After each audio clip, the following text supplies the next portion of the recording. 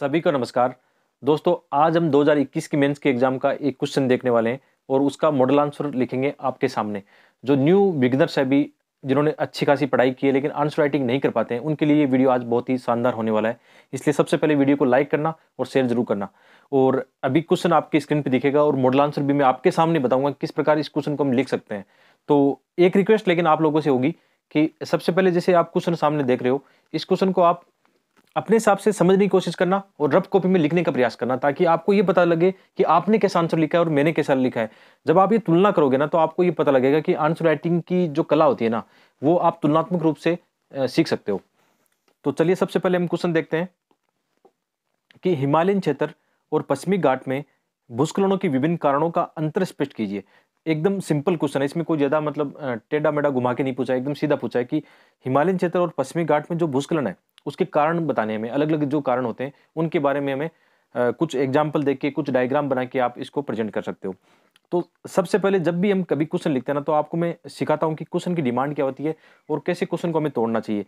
तो हमें क्या करना चाहिए, जैसे क्वेश्चन में ये पूछा है कि हिमालयन क्षेत्र, इसको आप गोला कर लो कि हाँ ये पूछा है पश्चिमी घाट, और इसमें क्या पूछा है, भूस्खलन। ठीक है, भूस्खलन के बारे में पूछा है और इनके विभिन्न कारण और अंतर स्पष्ट करना है। ठीक है, तो आपके पास क्वेश्चन एकदम फ्लैट है कि यार ऐसा पूछा जा रहा है कि इसमें मुख्य रूप से जो कारण है वही पूछे जा रहे हैं। तो कोई भी क्वेश्चन लिखने के तीन तरीके होते हैं, मतलब तीन आयाम होते हैं क्वेश्चन लिखने के। कि जैसे इसमें हम क्वेश्चन लिखेंगे तो एक हमें ये लिखना है कि यार हम इंट्रो में क्या लिखें, मतलब भूमिका में क्या लिखें या परिचय में क्या लिखें शुरुआत में। कि शुरुआत में जो परिचय लिखते हैं ना, उसमें लिखना चाहिए, भूमिका लिखनी चाहिए, लेकिन जीएस में ज्यादा बड़ी नहीं करनी चाहिए, 2-3 लाइन काफी होती है। ठीक है, फिर इसका मुख्य पार्ट होता है क्वेश्चन का। मुख्य भाग में आपको क्या करना है, सबसे ज्यादा इसी भाग पे फोकस करना है और नंबर इसी भाग के मिलने वाले हैं। जो अधिकतम मार्क्स मिलेंगे आपके मुख्य पार्ट के मिलेंगे। और मुख्य पार्ट क्या है, जो क्वेश्चन की डिमांड है, मेन डिमांड है, वो मुख्य पार्ट बन जाता है आपका। ठीक है, लास्ट में फिर एक अच्छा सा निष्कर्ष लिखना चाहिए। ये क्वेश्चन के तीन आयाम होते हैं और लिखने से फायदा ही होता है। तीनों आयाम लिखोगे तो अच्छे मार्क्स आते ही हैं। मेरा अनुभव ये कहता है कि यार ऐसा लिखने से अच्छे मार्क्स आते हैं। ठीक है, तो जैसे इस क्वेश्चन की हम परिचय के पार्ट की बात करें कि आप कितने तरीके से इसका भूमिका लिख सकते थे। यहाँ पे हमारे पास एक भूमिका नहीं, हमारे पास कई अलग अलग तरीके से भूमिका हो सकती है। जैसे एक साधारण जो भूमिका है, सबसे सिंपल भूमिका है कि आप भूस्खलन को समझा दो इसमें, कि भूस्खलन क्या है। ठीक है, आप जो भी है ना, भूस्खलन की जो परिभाषा आप जानते हो, सिंपल परिभाषा अपने शब्दों में, किताबी परिभाषा की आवश्यकता नहीं है। आप 2-3 लाइन में आपको भूस्खलन की परिभाषा बतानी है। एक तो ये हो सकता है भूमिका। एक ये हो सकता है कोई डाटा फैक्ट आपके पास हो, कोई डाटा और फैक्ट हो। जैसे मेरे पास एक फैक्ट है कि भारत के अंदर लगभग कुल भूस्खलन की बात करें तो 12 से 15% भूभाग पर भूस्खलन की घटनाएं होती है प्रतिवर्ष, ऐसी मतलब घटनाएं देखी जाती है। तो एक ये, एक कोई समकालीन घटना हो। एक ये हो सकता है कि आप समकालीन घटना के साथ में अपना उत्तर शुरू करो। तो हमारे पास क्या है, तीन मतलब अलग अलग भूमिका के मतलब तरीके हैं कि मैं कौन सी भूमिका लिखूं। जो आपको अच्छी लगती है उसे लिखो, क्योंकि उससे फर्क नहीं पड़ता कि आपकी भूमिका मतलब बहुत ज्यादा अच्छी है या खराब है। कहने का क्या मतलब होता है, भूमिका यार आंसर को थोड़ा शुरुआत करती है ना, उसमें थोड़ी सी आप अच्छी चीजों को लिखोगे, फैक्ट के साथ लिखोगे, तो एग्जामिनर आपसे इंप्रेस होगा। तो ये हमने बात की भूमिका की। अब बात करते हैं बॉडी पार्ट की, है ना। तो बॉडी पार्ट पे आपको क्या करना है कि क्वेश्चन की डिमांड क्या है। क्वेश्चन की डिमांड को आप चाहो तो हेडिंग बना सकते हो। हेडिंग कैसे बनाओगे, इसकी डिमांड क्या है कि यहाँ पे जैसे मुख्य भाग की बात करें कि मुख्य भाग में हेडिंग बना सकते हैं हम कि जैसे हिमालयन क्षेत्र। ठीक है, हिमालय क्षेत्र व पश्चिमी घाट में भूकंप के कारण, भूस्खलन के कारण, सॉरी, भूस्खलन खलन के कारण, मतलब अंतर स्पष्ट करना, कारण और अंतर स्पष्ट करना है मेन। तो यही हमने हेडिंग बना ली। सबसे अच्छी बात ये लगती है कि जब भी आप क्वेश्चन में फंस जाओ ना कि यार मुझे लिखना क्या है, तो क्वेश्चन क्या पूछ रहा है, जो क्वेश्चन की जो डिमांड है ना मेन, उसको हेडिंग बना सकते हो आप। ये मैं ऐसा मेंस में करके आता हूँ, उससे फायदा मिलता है कि हमें अलग से कोई अलग से हेडिंग नहीं बनानी होती है। ठीक है, तो इसमें दो मुख्य कारण है। एक तरफ आप चाहो तो ना ऐसा कर सकते हो कि पहले हम हिमालय क्षेत्र वाले है ना, हिमालयन क्षेत्र, इसमें आप ये कर सकते हो कि हिमालयन क्षेत्र वाले कारण हम बताएं। कारणों में हम दो भागों में बांट लेंगे। एक तो प्राकृतिक कारण है भूस्खलन के, ठीक है, प्राकृतिक कारण हो जाएंगे। एक इसके मानव जनित कारण हो जाएंगे, मानव जनित जो कारण है जो भी है। तो यहाँ पे जो भी 4-5 आप कारण बता सकते हो, फ्लो चार्ट डायग्राम के साथ इनको बता सकते हो, या पॉइंट फॉर्म में इनको लिख सकते हो, पैराग्राफ फॉर्म में इनको नहीं लिखना है। ठीक है, ये हिमालयन क्षेत्र का हो जाएगा। इसी तरह फिर जो अपने पश्चिमी घाट है, पश्चिमी घाट में आप क्या करोगे, पश्चिमी घाट के जो कारण है, जो रीजन है वो बता सकते हो। उसमें भी आप प्राकृतिक और मानव जनित कारकों को बता सकते हो। एक बढ़िया सा इंडिया का मैप बनाना ही है। याद रखना है, आप मेंस के एग्जाम में, जैसे मैंने कल 2 वीडियो बनाए थे कि इंडिया का मैप कैसे बनाना है और विश्व का मैप कैसे बनाना है। यदि आप आंसर के अंदर मैप बना के आते हो तो आपको 1 नंबर एक्स्ट्रा मिलने वाला है। वैल्यू एडिशन हमेशा आपको अच्छे मार्क्स दिलाएगा। ये मैंने जाना है मेंस के एग्जाम में कि यार जब हम इनोवेशन करते हैं, चाहे हम फ्लो चार्ट डायग्राम बनाते हैं या कोई मैप बनाते हैं, तो उसका एक्स्ट्रा वेटेज हमें मिलता है। तो ये आपको करना है कि पश्चिमी घाट के भी अलग-अलग कारण बता सकते हो। चाहो तो आप 2 दिशा में ले जा सकते हो, चाहो तो आप दोनों को साथ में भी लिख सकते हो कि जैसे आपने बताया ना कि भूस्खलन के कारण क्या है, तो भूस्खलन के कारण में जैसे आपने हिमालय और पश्चिमी घाट एक साथ लिख के भी आप उन दोनों के प्राकृतिक कारण बता सकते हो, फिर दोनों के मानव जनित कारण बता सकते हो। ये आप पर डिपेंड करता है, लेकिन हमें साधारण तरीके से लिखना चाहिए। कभी भी याद रखना, आप ना जटिल तरीके से लिखोगे तो एग्जामिनर के लिए मुश्किल हो जाएगा। तो हम एग्जामिनर के लिए आसान बनाते हैं चीज़ों को, तो हमें सिंपल वे में लिखना चाहिए। ठीक है? तो ये अपना बॉडी पार्ट था कि ये एक रफ कार्य बता रहा हूँ कि जब भी आप क्वेश्चन करो ना, तो थोड़ा-सा अभ्यास ऐसा कर लोगे ना एक बार, तो रियल एग्जाम में आपको फिर ज़्यादा समस्या नहीं आने वाली है। घर पे बैठ के आप चीज़ों को अभ्यास कर सकते हो, रफ कॉपी में ऐसे आइडिया जुटा सकते हो, उसका बहुत फ़ायदा मिलता है। इसको हम बोल सकते हैं कि माइंड मैप बनाना कहते हैं कि जब एग्जाम में क्वेश्चन लिखेंगे तो वहाँ तो रफ कार्य के लिए आपको टाइम ही नहीं मिलेगा, वहाँ तो रफ कार्य करते भी नहीं है, ठीक है? लेकिन घर पे बैठ के हम प्रैक्टिस कर सकते हैं कि यार कोई क्वेश्चन आपके सामने आए, तो किस एंगल से उस क्वेश्चन को आप बना सकते हो, ठीक है? ऐसा आप कर सकते हो। और लास्ट में फिर क्या करना है, आपको निष्कर्ष लिखना है और निष्कर्ष हमेशा पॉजिटिव तरीके से लिखना है। जैसे इस क्वेश्चन में भूस्खलन की बात की गई ना, तो आप भूस्खलन को पॉजिटिव वे में लिखो। पॉजिटिव वे में किससे जोड़ोगे? आपदा प्रबंधन से जोड़ो, ठीक है? आपदा प्रबंधन के साथ जोड़ के इसको आप लिख सकते हो कि मतलब भूस्खलन की हमारे देश में काफ़ी समस्याएँ, संकट है, लेकिन हम आपदा प्रबंधन के कार्य करके इन समस्याओं को कम कर सकते हैं। पॉजिटिव वे में दिखा दो। हमेशा आपका एक होता है ना, प्रशासक का काम क्या होता है, चाहे कितनी बड़ी सिचुएशन उनके उसके सामने आए, वो क्या करता है, एक पॉजिटिव वे हमेशा अपना सकारात्मक नज़रिया रखता है और चीज़ों को डील करता है। तो ये तो आपको समझाने के दृष्टिकोण से मैंने बताया कि जब भी आपके सामने क्वेश्चन आए ना, तो आपको ये पता होना चाहिए कि मुझे अ, शुरुआत में भूमिका में क्या लिखना है, बॉडी पार्ट में क्या लिखना है और कंक्लूजन में क्या लिखना है, ठीक है? ये तो एक हमारा रफ आइडिया है, ठीक है? उसको आप ऐसे कर सकते हो। बाकी अब जैसे हम बिल्कुल फेयर में जाने वाले हैं कि यार मैं मॉडल आंसर लिख रहा होता तो अभी कैसे लिखता? आपके सामने बिल्कुल आप मान के चलो 7-8 मिनट लगती है, जिसमें ज़्यादा कोई टाइम नहीं लगता।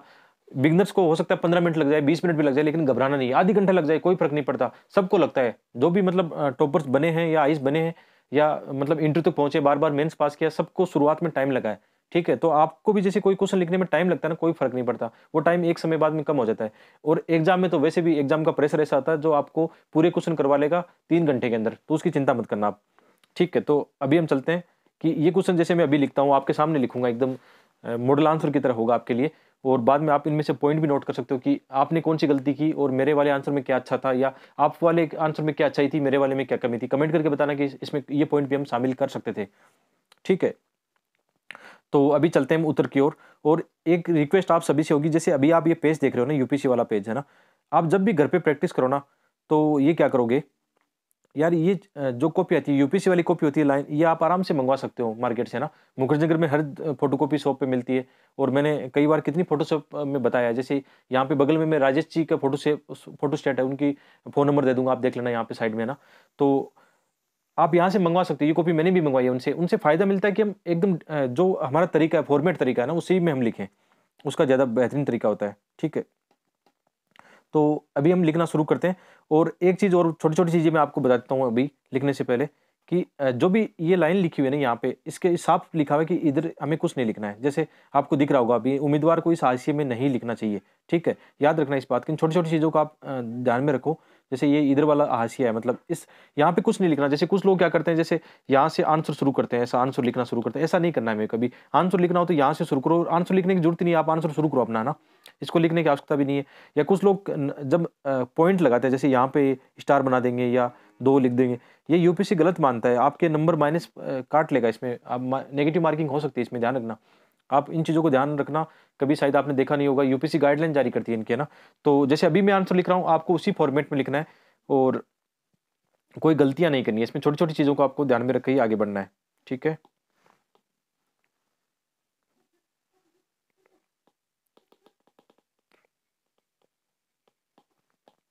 ठीक है, अभी शुरू करते हैं आंसर को। बिल्कुल, अभी हमारा फॉर्मेट तैयार है। हमने अभी रफ कार्य तैयार किया, उसने काफ़ी हमें आइडिया दे दिया कि क्वेश्चन को किस तरीके से लिखना चाहिए।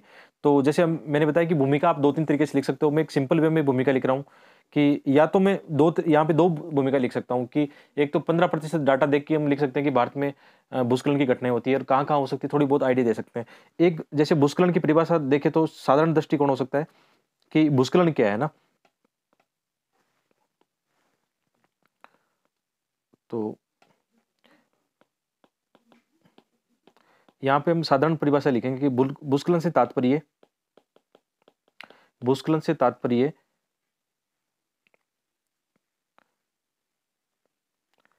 गुरुत्वाकर्षण बल, आकर्षण बल व ढाल, या यहाँ पे तीव्र ढाल लिख सकते हैं, तीव्र ढाल के कारण चट्टानों,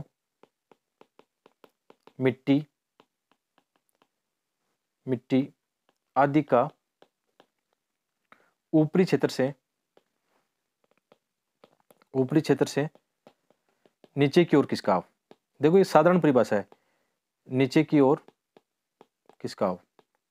यहाँ पे थोड़ी राइटिंग या डिजिटल बोर्ड पे राइटिंग उतनी अच्छी नहीं आती, तो आप इसको इग्नोर करना, आप सीखने की प्रक्रिया पे ध्यान देना। नीचे की ओर खिसकाव, ये क्या है? भूस्खलन है। आराम से आपने एक साधारण परिभाषा लिखी, इसमें कोई ये नहीं कि आप बहुत बड़ी परिभाषा लिखोगे, साधारण परिभाषा लिख सकते हो। एक आप ये कर सकते हो कि जैसे मैं यदि परिभाषा नहीं लिखता यहाँ पे, जैसे परिभाषा मुझे जटिल लग रही है, तो मैं क्या करता, इसमें एक और परिभाषा लिख सकता था यहाँ पे कि यदि हम देखें तो हम कह सकते हैं कि भारत में कुल क्षेत्रफल का 15% भूभाग भूस्खलन प्रभावित है, जिसमें मुख्य रूप से हिमालय, पश्चिमी घाट व पूर्वी घाट शामिल है। देखो ये अब इंट्रोडक्शन देखो अपना, हमने पहली बात की कि इंट्रोडक्शन अपना क्या होना चाहिए? छोटा होना चाहिए, बड़ा नहीं होना चाहिए, बिल्कुल शॉर्ट एंड स्वीट होना चाहिए। हर कितनी लाइन की बात की? 2-3 लाइन, ठीक है, 2-3 लाइन का इंट्रोडक्शन होना चाहिए। तो हमें ये कोशिश करनी है 2-3 लाइन से बड़ा इंट्रोडक्शन बिल्कुल भी नहीं करना है, भूल के भी। और ये क्वेश्चन 150 वर्ड में वैसे भी है ना, आपके पास आइडिया बहुत ज्यादा है, लेकिन 150 वर्ड में लिखने के लिए कम टाइम और कम स्पेस है, तो उसमें आपको पहले से तैयार रहना होगा और पहले से आंसर राइटिंग करनी होगी। और फ्लो चार्ट में लिखना है, याद रखना, हमें उस तरीके से नहीं लिखना है कि हम बोरिंग तरीके से पैराग्राफ शैली में लिखेंगे। जीएस के पेपर में से गलती हमें नहीं करनी है। हिंदी मीडियम में थोड़ी सी समस्या आती है हमारे सामने कि हम क्वेश्चन को कैसे लिखें, लेकिन आजकल जैसे कि हम टॉपर्स को देख रहे हैं, तो हिंदी मीडियम वाले टॉपर्स भी ऐसा करने लगे हैं कि फ्लो चार्ट डायग्राम के माध्यम से अपना आंसर लिखते हैं, ठीक है। बाद में हमें ये करना है कि हिमालयन क्षेत्र और पश्चिमी घाट के भूस्खलन के विभिन्न कारणों का देना है, ठीक है। तो हम हेडिंग बना सकते हैं कि जैसे यहाँ पे जो पहली हेडिंग दे रहे हैं कि यहाँ पे हम हिमालय क्षेत्र का लिख सकते हैं कि हिमालय क्षेत्र में भूस्खलन के कारण, हिमालय क्षेत्र में भूस्खलन के कारण आप आराम से इसको या तो डायग्राम के माध्यम से बना लो, ठीक है।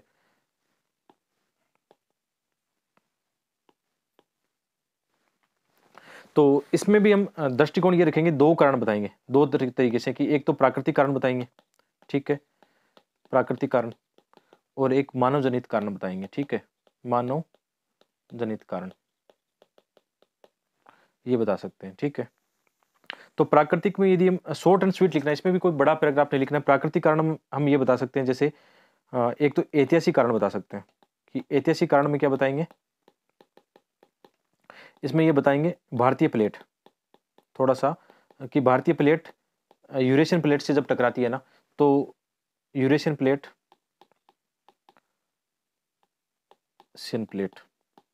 तो यहाँ पे हम कह सकते हैं चट्टाने क्या, चूर्णित अवस्था में, चट्टाने मतलब एकदम विखंडित अवस्था में, एक तरह से ये कह सकते हैं विखंडित अवस्था में।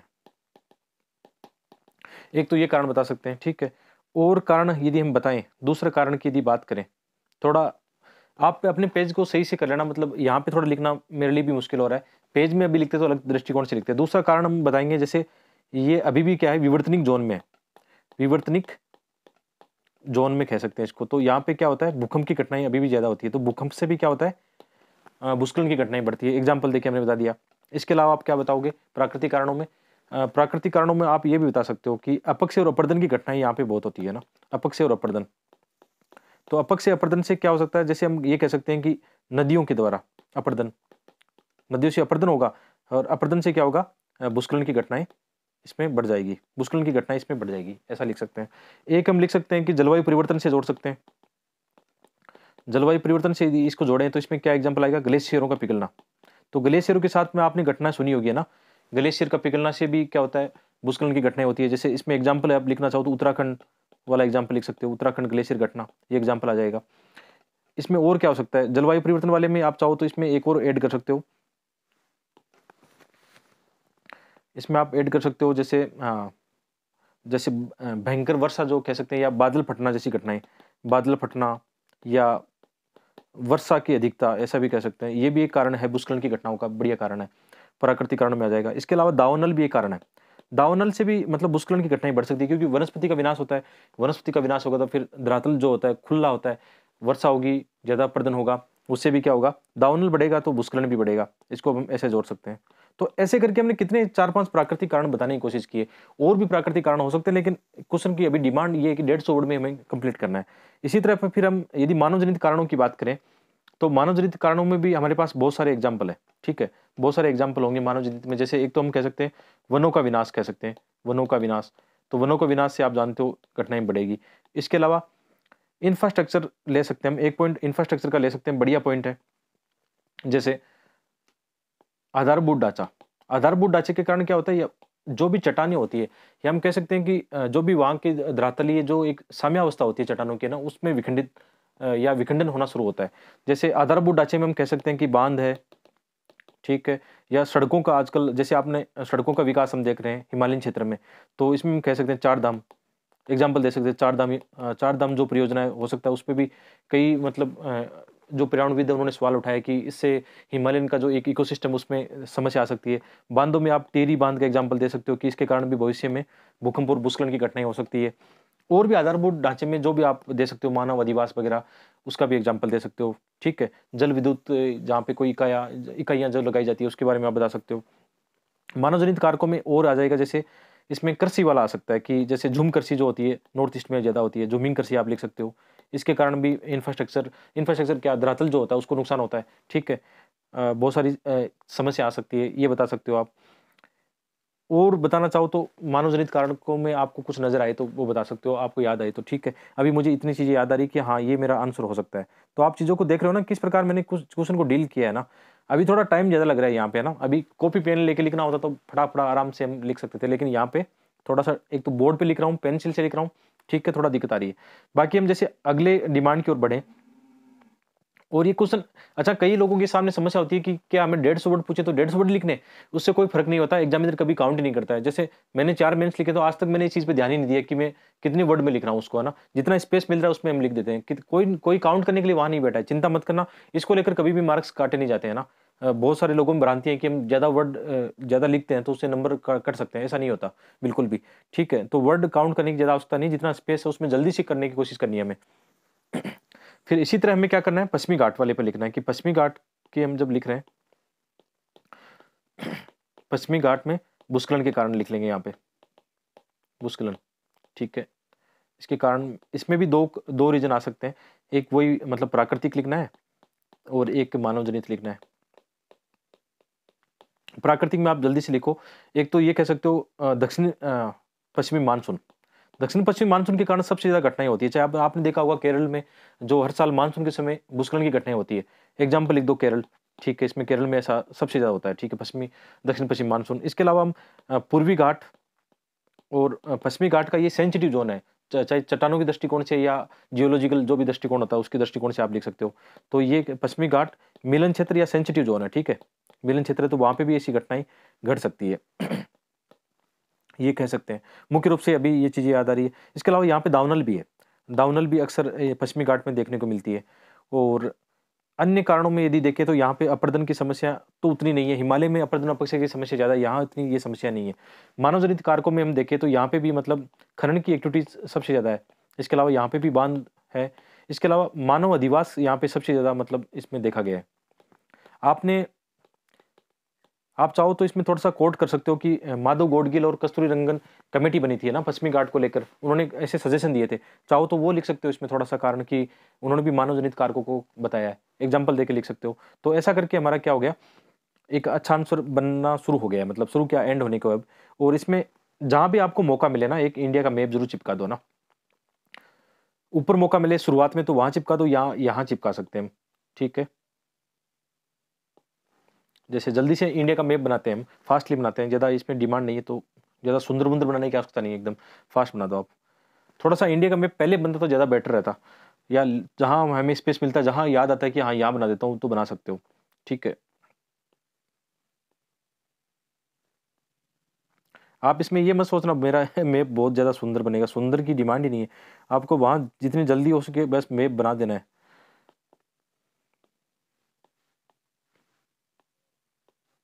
वैसे मेरे वाला अच्छा है, मैं इस चीज़ को तो हमेशा रहता है कि मेरा मैप अच्छा ही बनता है, बुरा नहीं बनता है। ठीक है, और इसमें दिखाते हैं तो इस बेल्ट में दिखा सकते हैं कि यहाँ मतलब सर्वाधिक मतलब ये संभावना रहती है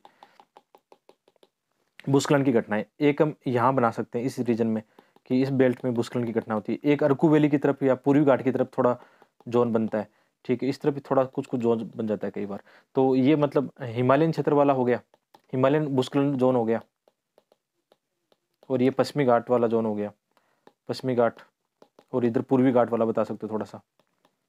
और बताना चाहो तो थोड़ा सा यहाँ पे भी है, जो अंडमान निकोबार है वहाँ पे भी ऐसी घटनाएं देखी गई है, इसमें भी भूस्खलन जोन है। तो ऐसा करके आपने क्या किया, एक भूस्खलन जोन बता दिया है ना। और चाहो तो इसको नीचे बनाओ, या हम एक काम कर सकते हैं, इस मैप को जहाँ हमने शुरू किया था ना, इंट्रोडक्शन के तुरंत बाद में बना देना चाहिए था इसको, ज़्यादा बढ़िया रहता। ठीक है, तो ऐसा करके लास्ट में फिर कंक्लूड करना है इसको आंसर को, कि क्या कह सकते हैं कि अतः या उपयुक्त विश्लेषण के आधार पर हम कह सकते हैं कि उपयुक्त युक्त विश्लेषण के आधार पर कह सकते